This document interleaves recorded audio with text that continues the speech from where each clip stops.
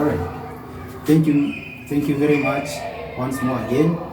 We are going to proceed from where we left on the discussion of the female menstruation cycle.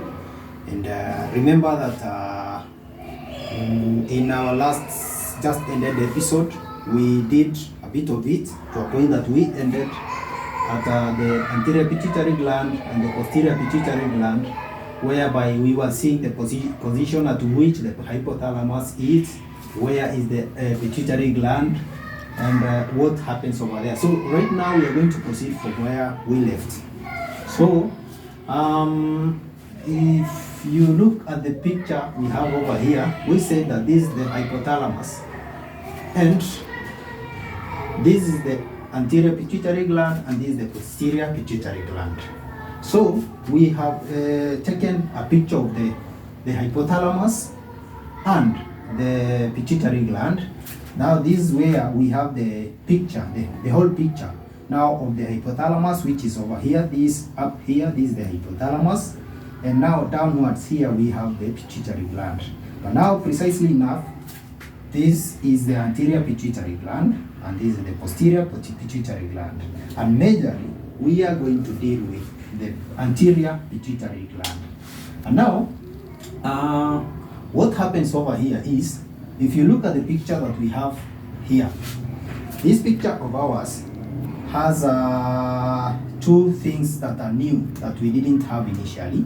Now this one of them is the arcuate neurons, and secondly we have the preoptic neurons.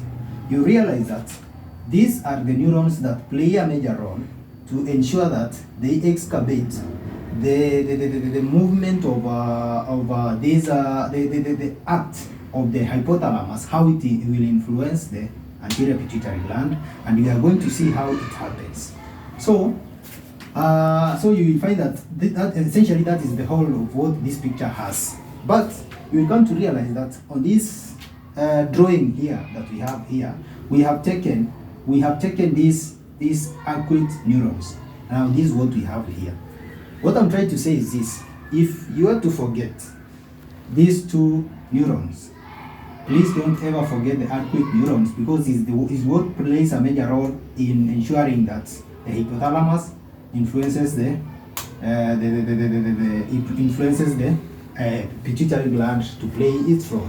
However, the preoptic neurons do also play a role to ensure that that act is well facilitated, but the arcuate hormone are the ones that does a major role to ensure that the hypothalamus influences the anterior pituitary gland for further action. Now, you will realize that we have now one drawing of the arcuate hormones. You realize that these arcuate hormones, they produce something we call gonadotropin release hormone factors. You can see from the arrows that we have over here, what these arcuate hormone, essentially those arcuate hormones are quite a number in the hypothalamus. They are located in the hypothalamus plus the preoptic neurons. But our point is, what do they do? These arcuate hormones influences production of the gonadotropin release hormone factor. Now one may ask, what are these gonadotropin release hormone factor? These are hormones that has the tropin effect on the gonads. What are tropin effects? Tropin effects are growth effects on the gonads. So these are growth hormones on the gonads, right? So if anyone asks you what are the gonadotropin release hormone factor, these are hormones that has the effect of tropin effect on the gonad, which is the growth effects on the hormone, right? I hope you're clear. Now, that is what it does. So we realize that these arcuate hormones inside the hypothalamus, they bring about production of the gonadotropin release hormone factor towards the anterior pituitary gland, right? Now, here you will realize that now this is what we have. These are our arcuate neurons. These are our arcuate neurons. This is the picture, and here now we have the arcuate hormones as named thereby. So you realize that here, this these are the gonadotropin. What we can see from the arrows downwards here, these are the gonadotropin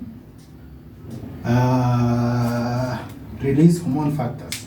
These are what are produced by the arcuate neurons from the hypothalamus. So, but you will, if you look into the picture, realize that they get into a given drawing over here, which are the blood capillaries, because these gonadotropin release hormone factors, they cannot just move by themselves. You find that this place is highly vascularized, and you find that they get into the blood capillaries.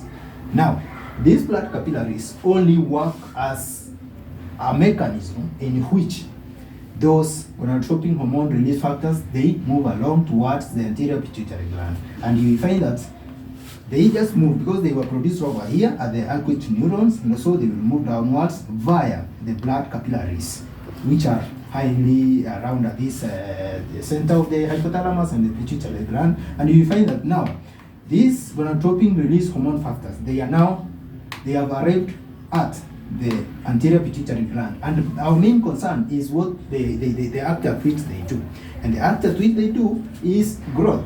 So you will find that they come gonadotropin release hormone factors, they come into the anterior pituitary gland. Now, what do they do?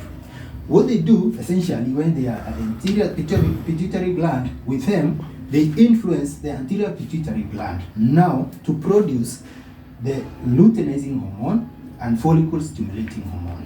Are we together? So they are influenced by the gonadotropin release hormone factor, and you realize that the gonadotropin release factor, these